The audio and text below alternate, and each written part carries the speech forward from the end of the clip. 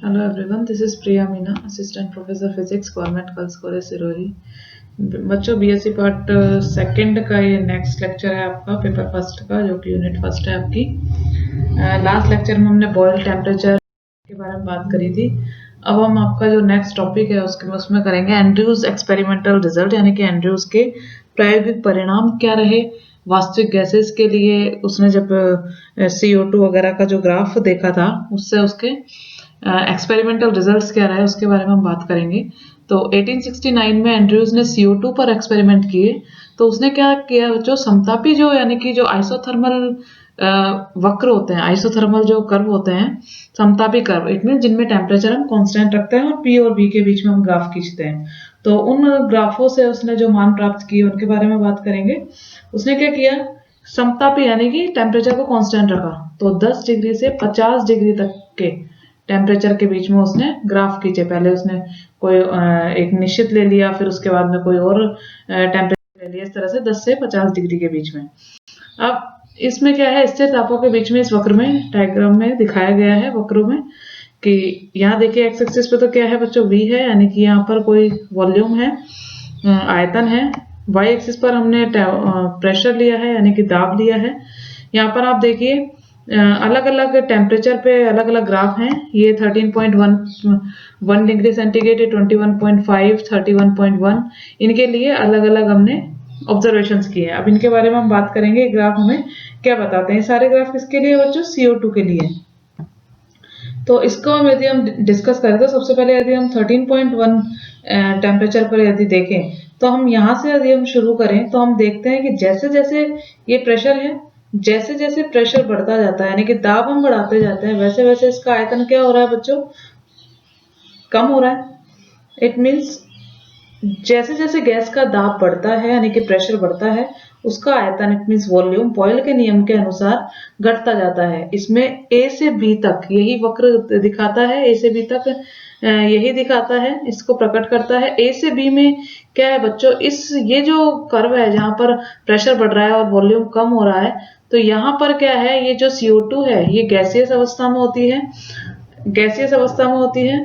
और इसके बाद में क्या होता है कि B पर जाकर, यहाँ पर जाकर इसका वॉल्यूम काफी कम हो जाता है। और इस बिंदु पर क्या होता है कि गैस किस अवस्था में मानी जाती है, सैचुरेटेड अवस्था में मानी जाती है। इट मीन्स इससे ज्यादा और भी ज्यादा और इससे और ज्यादा ये गैस में परिवर्तित नहीं हो सकती। इट मीन्स इसकी सैचुरेटेड अवस्था आ जाती है, संतृप्त अवस्था आ जाती है। इसके बाद में गैस में यदि हम और इसका वॉल्यूम या फिर आयतन कम करें तो क्या होता है, वॉल्यूम कम करने पर गैसियस अवस्था तो इसकी संतृप्त अवस्था आ गई, वॉल्यूम कम करने पर ये क्या होती है, द्रव में परिवर्तित होने लगती है। इट मीन्स लिक्विफाई होने लगती है, द्रवित होना प्रारंभ करती है। ठीक है, तो B से लेकर C तक क्या होता है, ये पूरी रूप से बराबर रूप से क्या होती है, द्रवित होती रहती है। इट मीन्स लिक्विफाई होती रहती है। और इसका जो वॉल्यूम है आप देख रहे हैं निरंतर क्या होता रहता है, कम होता रहता है। अब और दाब क्या है, प्रेशर इस B से C तक के आप ग्राफ में देखें तो इसका प्रेशर क्या रहता है, कांस्टेंट रहता है इस बीच में। और बिंदु C पर क्या होता है, ये पूरी तरह से लिक्विफाई हो जाती है, द्रवित हो जाती है। इसके बाद में क्या करते हैं हम, इसके बाद में हम इसका प्रेशर बढ़ाया। प्रेशर बढ़ाने पर आप देखते हैं कि आयतन लगभग लगभग क्या है, कांस्टेंट है, स्थिर है, उसमें कोई भी चेंज नहीं आ रहा है प्रेशर बढ़ाने पर। उसके बाद में यानी कि C से D का जो ग्राफ है वहां पर प्रेशर बढ़ाने पर आयतन लगभग स्थिर रहता है। क्योंकि द्रव आयतन क्यों स्थिर रहता है, आयतन वही रहता है क्योंकि द्रव जो होते हैं वो असंपीड्य होते हैं, यानी कि इनकम्प्रेसिबल होते हैं। उन्हें संपीड्य मीन्स जो हम दबाते हैं ना, प्रेशर बाहर से डालते हैं तो संपीड़न करते हैं उसका, तो असंपीड्य होते हैं द्रव। तो C और D भाग, C से D यही भाग दर्शाता है। अब यदि हम नेक्स्ट टेम्परेचर की बात करें 21.5, इसमें कौन सा ग्राफ है बच्चों, E, F, G और H, ये हमारे पास ग्राफ है। ये भी क्या होता है कि ये जो नीचे वाला ग्राफ है 13.1 डिग्री सेंटीग्रेड, इसके समान ही होता है, परंतु इसमें क्या होता है, देखो जब हम प्रेशर बढ़ा रहे हैं यहाँ से तो वॉल्यूम हमारा कम हो रहा है, तो हमारे पास ये जो चीज है यानी कि F तक तो ये गैसियस अवस्था में है, और GF जो है वो लिक्विफाई अवस्था में दिखाता है हमें। तो आप देख सकते हैं इसका जो हॉरिजॉन्टल ग्राफ है, यानी कि जो क्षैतिज ग्राफ है जो कि BC है नीचे, उससे क्या है, ये कम है, छोटा है। ताप बढ़ाने पर इट मींस जैसे ही हमने टेम्परेचर बढ़ाया यानी कि 13.1 से 21.5 किया तो ताप बढ़ाने पर इसका क्षैतिज भाग क्या होता है यानी कि हॉरिजॉन्टल पार्ट जो होता है इस ग्राफ का वो कम होना शुरू हो जाता है। इट मींस संतृप्त जब ये सैचुरेटेड हो रहा था संतृप्त वाष्प और द्रव के आयतन में अंतर बहुत कम होता है। इस वक्र में क्या होता है बच्चों, संतृप्त बिंदु F 13 संतृप्त बिंदु यहाँ पे ये क्या है F पर है और यहाँ पर क्या है B पर है। F जो पॉइंट है ये जो हमारे पास है ये किस पे है, हाई प्रेशर पे है यानी कि पहले वाले जो ताप है उससे अधिक ताप पर ये हमें प्राप्त हो रहा है यानी कि देखो 60 से लगभग कम है और ये लगभग 50 के बराबर है। इसलिए इससे अधिक इससे स्पष्ट होता है कि जैसे जैसे हम टेम्परेचर बढ़ाते हैं टेम्परेचर बढ़ाने पर गैस को लिक्विफाई यानी कि द्रवित करने के लिए अधिक दाब की आवश्यकता होती है। इट मींस यहाँ पर तो ये इसी प्रेशर पर जो नीचे वाला 13.1 वाला जो ग्राफ था इसमें ये बी पर यानी कि इसी प्रेशर पर ये लिक्विड में चेंज हो रहा था, परंतु जैसे ही हमने टेम्परेचर बढ़ाया वैसे ही ये जो जिस प्रेशर पर ये लिक्विड हो रहा है वो प्रेशर बढ़ गया हमारा। ठीक है, नेक्स्ट आता है बच्चों, अन्य समतापी वक्रों से स्पष्ट है कि ताप जैसे जैसे हम ताप बढ़ाते हैं ताप के साथ क्षैतिज भाग घटता जाता है। अब आप ग्राफ में देखिए जैसे जैसे हम टेम्परेचर बढ़ा रहे हैं वैसे वैसे क्या हो रहा है, ये जो चेंज है ये देखिए ये क्षैतिज भाग यानी कि हॉरिजॉन्टल पार्ट जो है धीरे धीरे जैसे जैसे टेम्परेचर बढ़ रहा है वैसे वैसे ये कम होता जा रहा है। ठीक है, और यहाँ पर आकर लगभग 0 हो जाता है 32.5 पर, यहाँ पर कोई भी क्षैतिज भाग नहीं होता तथा 13.1 डिग्री सेंटीग्रेड वाले वक्र में ये बिल्कुल समाप्त हो जाता है। 31.1 तक ही रहता है, उसके बाद में बिल्कुल खत्म हो जाता है। अर्थात खत्म हो गया मीन्स वो जो क्षैतिज भाग है वो क्या दिखाता है, लिक्विफाई दिखाता है। गैस जब लिक्विड होती है वो पार्ट हमें दिखाता है यानी कि अब अगर ये क्षैतिज भाग खत्म ही हो गया इट मींस गैस द्रवित नहीं हो रही है, गैस लिक्विफाई नहीं हो रही है। इस वक्र पर क्षैतिज भाग समाप्त होकर एक बिंदु x पर मिल जाता है। ये जो पॉइंट है यहाँ पर हमें क्या प्राप्त होता है, x प्राप्त होता है। इस पर यदि हम कोई स्पर्श रेखा खींचे जैसे कि हमने यहाँ पर खींच रखी है वो हमें क्षैतिज प्राप्त होती है, इट मींस हॉरिजॉन्टल प्राप्त होती है। इस बिंदु के दोनों ओर वक्र जो ये हमें देख रखा है इसमें क्या होता है कि दोनों का झुकाव अलग अलग है। ठीक है, ये आप देख सकते हैं दोनों ही वक्र का दोनों तरफ वक्र का झुकाव अलग अलग है। दूसरे शब्दों में इसे पॉइंट ऑफ इन्फ्लेक्शन या फिर नति परिवर्तन बिंदु कहते हैं। इस पॉइंट को क्या कहते हैं, क्रिटिकल पॉइंट भी कहते हैं या फिर क्रिटिकल बिंदु भी कहते हैं, क्रांतिक बिंदु भी कहते हैं। इस बिंदु को छूने वाले वक्र को क्रांतिक समतापी वक्र कहते हैं। इस बिंदु के संगत इस पॉइंट के संगत यदि हम टेम्परेचर लें इट मींस ये टेम्परेचर 13.1, इस बिंदु के संगत यदि हम प्रेशर लें तो Pc और वॉल्यूम लें Vc तो ये हमारे पास क्या कहलाते हैं, क्रांतिक ताप, क्रांतिक दाब और क्रांतिक आयतन। It means critical temperature, critical pressure और क्रिटिकल वॉल्यूम। तो इन तीनों को हम क्या कहते हैं, क्रिटिकल कांस्टेंट या फिर क्रांतिक नियतांक कहा जाता है। स्पष्ट है कि क्रांतिक ताप के ऊपर CO2 को द्रवित करना संभव नहीं है।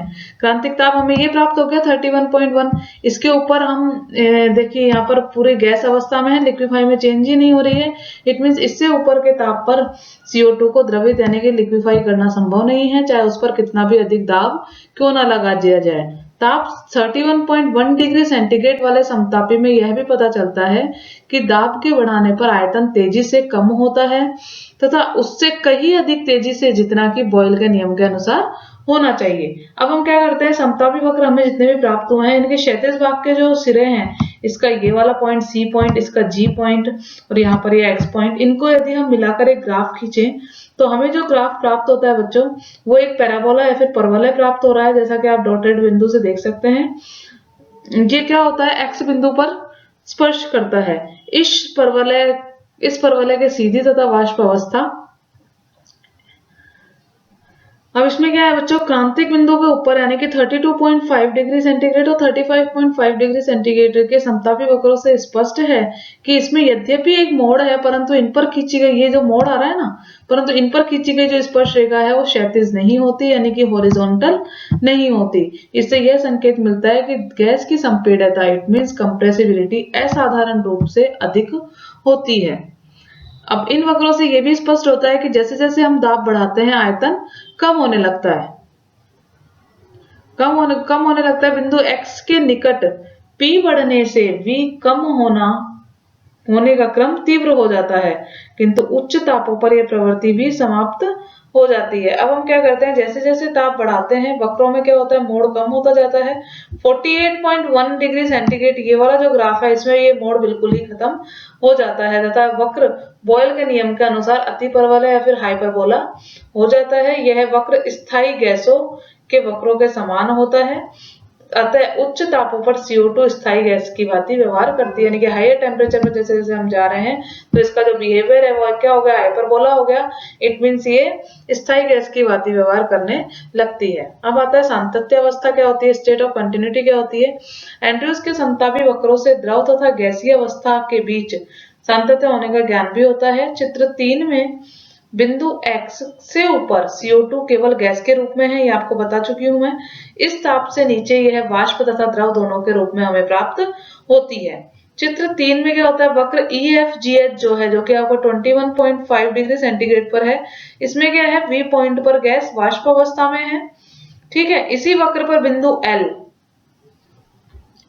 ये वाला जो पॉइंट है, गैस की द्रव अवस्था को प्रकट करता है। V से यदि हम L पर जाएं, V से यदि हमें L पर जाना हो तो समतापी वक्र यदि EFGH के थ्रू यदि हम जाएं तो F पर क्या होता है, F पॉइंट पर आते ही इस F पॉइंट पर आते ही क्या होती है, गैस द्रवित होने लगती है तथा पदार्थ सातत्य अवस्था में रहता ही नहीं है और F पर बिंदु क्या, वक्र क्या हो जाता है, डिसकंटिन्यूअस हो जाता है। परंतु यदि गैस का आयतन नियत रखकर ताप व दाब बढ़ाया जाए, ठीक है,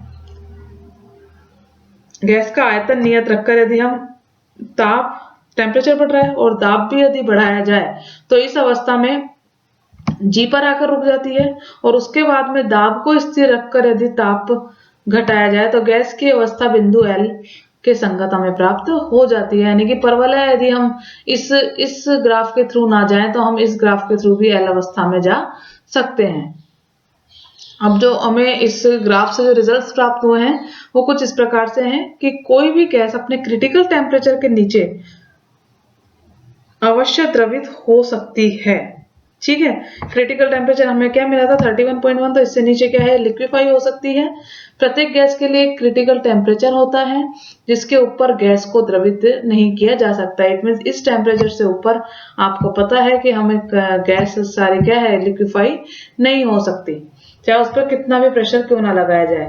क्रांतिक ताप पर द्रव तथा इसकी संतृप्त वाष्प का घनत्व एक सी हो जाता है तथा ताप के ऊपर दोनों अवस्थाओं में भेद करना संभव नहीं होता।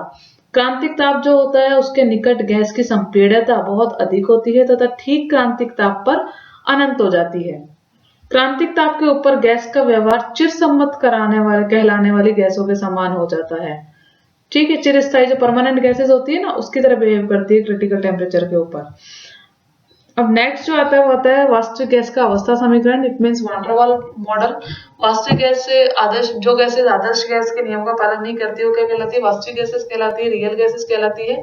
Equation of state of a real gas, तो ये हम वान डेर वाल मॉडल के द्वारा हम बता सकते हैं। इस मॉडल में क्या होता है बच्चों, पीवी का पी के साथ परिवर्तन जिस ढंग से होता है उससे ये स्पष्ट हो जाता है कि निम्न दाबों पर, हमने पीछे जो लास्ट लेक्चर में हमने ग्राफ देखे तो उसमें हमने देखा था कि जब लोअर प्रेशर होता है तो वहां पर वास्तविक गैस आदर्श गैस की तुलना में अधिक आसानी से संपीड़ित हो जाती है, यानी कि कंप्रेस हो जाती है, और उच्च दाबों पर यह आदर्श गैस की तुलना में संपीड़न के लिए अधिक विरोध करती है। दूसरे शब्दों में निम्न घनत्व पर गैसों के आकर्षण बल प्रकट होते हैं जबकि उच्च घनत्व पर प्रतिकर्षण बल प्रकट होते हैं। ठीक है, अब इसमें ग्राफ जो आपको फोर्थ में दिखाया गया है ये क्या है, एक तरफ स्थितिज ऊर्जा दी हुई है, एक तरफ आपकी अणुओं के बीच में दूरी दी हुई है। तो हम देख सकते हैं कि अणुओं के बीच दूरी r के साथ स्थितिज ऊर्जा का परिवर्तन ग्राफ दिखाया गया है। अणुओं के बीच में जब कम दूरी होती है यानी कि r is less than r0 होता है, तब प्रतिकर्षण इट मींस रिपल्शन फोर्स लगता है। यह इस तथ्य को बताता है कि अणु कुछ आयतन घेरता है तथा अन्य अणुओं को इस क्षेत्र में आने से रोकता है। प्रतिकर्षण बल का मीन्स वो अपने आसपास किसी भी अणु को नहीं आने देता। और r is greater than r0 यानी कि जब r की वैल्यू r0 से ज्यादा हो जाती है तो अणुओं के बीच में क्या होता है, आकर्षण बल बढ़ता चला जाता है। और अणुओं के बीच में क्या होता है, आकर्षण बल बढ़ता चला जाता है और दोनों की समानता से गैसों में अंतराण्विक बल होने की पुष्टि होती है। अब हम क्या देखते हैं बच्चों की वास्तविक गैसें जो होती हैं, आदर्श गैस समीकरण 1 का पूर्ण रूप से पालन नहीं करती। आदर्श गैस समीकरण जो हमें प्राप्त हुई थी PV = RT, उसका पालन नहीं करती है।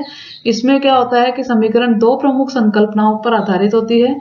एक तो क्या होता है, गैस के अणु बहुत छोटे होते हैं जिनके द्वारा घेरा गया आयतन गैस के अणु के आयतन के सापेक्ष नगण्य होता है, यह हम मान के चले थे आदर्श गैस के लिए।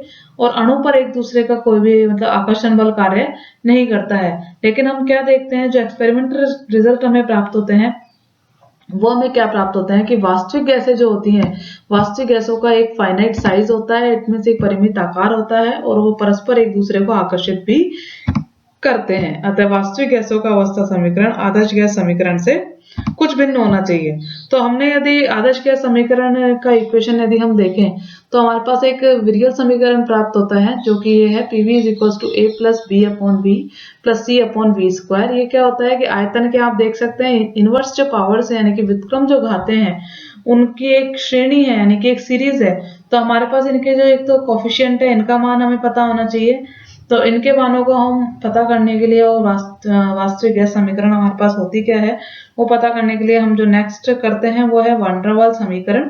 वान डेर वाल समीकरण में क्या मान के चलते हैं बच्चों, इसमें मान के चलते हैं कि वान डेर वाल ने अणुओं के परिमित आकार यानी कि इनमें एक तो आकार परिमित होता है और उनके परस्पर आकर्षण के लिए संशोधन लगाकर आदर्श गैस समीकरण से वास्तविक गैस के लिए अवस्था समीकरण प्राप्त किया। अवस्था समीकरण और आदर्श गैस समीकरण में यही डिफरेंस है बच्चों। आदर्श गैस समीकरण में हमने क्या माना था कि गैस के अणु बहुत छोटे होते हैं, उनका कोई साइज नहीं होता है, बहुत कम साइज होता है, नगण्य मान सकते हैं। परंतु वास्तविक गैस समीकरण में वो मान के चल रहे हैं कि इनका एक फाइनाइट साइज होता है और उसमें हमने आदर्श गैस में माना था कि इनके बीच में कोई भी फोर्स नहीं लगता है। और ये इसमें वान डेर वाल में जो है ये मान के चल रहे हैं कि वास्तविक गैस में फोर्स लगता है। तो फिर इसी बेस पर जो आदर्श गैस समीकरण हमें प्राप्त हुई थी हम उसी में थोड़ा वो चेंजेस करेंगे और क्या चेंज करते हैं उसके बारे में बात करेंगे। कि मान लीजिए एक आदर्श गैस है, उसका 1 ग्राम अणु है, उसका दाब PI है और आयतन क्या है VI है। तब इसकी अवस्था समीकरण क्या होती है बच्चों, PI VI = RT। अब यदि हम मान लें कि वास्तविक गैस का आयतन क्या है V है और अणुओं के परिमित आकार और उनके परस्पर आकर्षण के लिए संशोधन करते हैं, तो यदि परिमित आकार के लिए यदि हम संशोधन करें तो आकार के लिए क्या होगा बच्चों की आकार यानी कि पहले आकार कुछ था ही नहीं तो अणु कोई भी स्थान नहीं घेर रहे थे, अब इसमें कोई ना कोई स्थान घेरते हैं। यानी कि जो आयतन होता है गैस का वो अणुओं का अलग हो जाता है और जो जिस आयतन में वो भ्रमण कर रहे हैं वो आयतन क्या होता है कुछ कम हो जाता है। तो मान लीजिए कम आयतन हम क्या मान लेते हैं V - B। B यहाँ पर क्या है, कोई भी एक स्थिर राशि है। तो B समस्त अणुओं का आयतन नहीं होता, ये क्या होता है बच्चों, बल्कि यह अणुओं के चारों ओर उन क्षेत्रों का आयतन होता है जिसमें दूसरे अणु नहीं आ सकते। ठीक है, तो B का मान गैस के अणुओं के अपने आयतन का लगभग 4 गुना होता है। तो इसलिए हमने प्रभावी आयतन क्या मान लिया, वास्तविक गैस का VI = V - B। अब हम क्या मान के चलते हैं, फोर्स मान के चल रहे हैं। तो अंतरा अणु को आकर्षण के लिए संशोधन करते हैं यदि हम, तो हम क्या मान के चल रहे हैं कि गैस का प्रत्येक अणु एक दूसरे पर आकर्षण बल लगा रहा है और इस बल को क्या कहते हैं, अंतरा अणु आकर्षण बल कहते हैं। ये जो आकर्षण बल है आपस में, वो अणुओं के आपस में जो दूरी है उनकी घात के 7वें घात का व्युत्क्रमानुपाती होता है। It means F is directly proportional to 1/r⁴ अर्थात अणुओं के बीच में दूरी जैसे जैसे बढ़ती जाती है वैसे वैसे वो कम होता जाता है। अब यदि हम एक गैस का या हमने मान लिया कोई भी वॉल्यूम है, यहाँ पर एक अणु है A, यदि ये यहाँ पर स्थित है तो इसके चारों तरफ जितने भी अणु हैं वो इसे अपनी ओर आकर्षित करने की कोशिश कर रहे हैं। ठीक है, सभी दिशाओं में ये आकर्षित होता है क्योंकि चारों तरफ से लगने वाला इसके फोर्स क्या है, बराबर है। जो अणु इसके दीवार के पास में होते हैं, यहाँ पर आप देख सकते हैं कि इस पर एक ही तरफ से बल लग रहा है, तो फिर ये क्या होता है कि दीवार से दूर हट जाता है, एक ही तरफ इस पर आकर्षण बल कार्य करने लगता है। यानी कि ये दीवार पर जब टकराता है तो इसके संवेग में कोई ना कोई कमी आ जाती है, तो ये दीवार से टकराने में उतना बल नहीं लगा पाता, क्योंकि जैसे ही टकराएगा वैसे ही ये वाले जो फोर्स है इसे इस तरफ खींच लेंगे। तो जितना कि आकर्षण बलों की अनुपस्थिति में लगाता फोर्स दीवार की तरफ, उतना ये नहीं लगा पाता। यानी कि इस अणु के द्वारा प्रभावी जो दाब है, आकर्षण गैस के जो दाब है पीआई, उससे कुछ कम होगा। यानी कि उतना दाब ये गैस के दीवार पर नहीं लगा पा रहा है, तो ये दाब कुछ कम होगा पीआई से।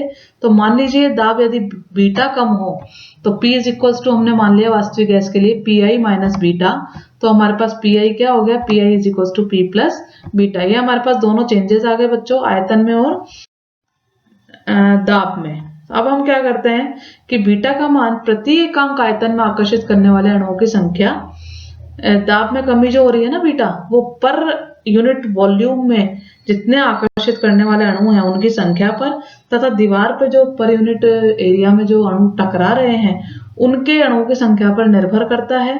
और ये जो होता है दाब में कमी, ये क्या होता है कि गैस का जो घनत्व है यानी कि डेंसिटी है उसके वर्ग के, उसके स्क्वायर के अनुपाती होता है। It means beta is directly proportional to D square. तो यदि हम एक निश्चित द्रव्यमान के लिए माने तो हम क्या मानते हैं बच्चों, घनत्व बराबर क्या होता है, द्रव्यमान बटे आयतन। द्रव्यमान हमने कांस्टेंट मान लिया है यानी कि मास अपॉन वॉल्यूम, तो डी डायरेक्टली प्रोपोर्शनल टू क्या हो जाएगा, 1 अपॉन वी। तो यहाँ पर डी की जगह यदि हम बीटा रखें तो beta is directly proportional to क्या हो जाएगा, 1 अपॉन वी स्क्वायर। तो बीटा हमारे पास क्या आ जाएगा, प्रोपोर्शनलिटी साइन हटाने पर यहाँ पे ए हम कांस्टेंट लगाएंगे, तो ये क्या आ जाएगा, beta is equals to A upon V square. A यहाँ पर क्या है, एक मोल के लिए नियतांक है। ए अपॉन वी स्क्वायर को क्या कहते हैं बच्चों, आंतरिक दाब कहते हैं, यानी कि इंटरनल प्रेशर कहते हैं।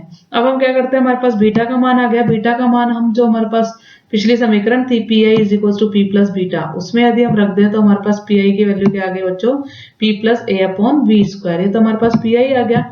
अब गैस समीकरण हमारे पास क्या थी, P I V I is equals to R T. यहाँ पर पी आई की जगह तो ये वाला मान समीकरण 8 से, और वी आई की जगह जो हमें इक्वेशन प्राप्त थी समीकरण 5 यानी कि V I is equals to V minus B, ये रखने पर हमें वान डेर वाल समीकरण प्राप्त होता है बच्चों।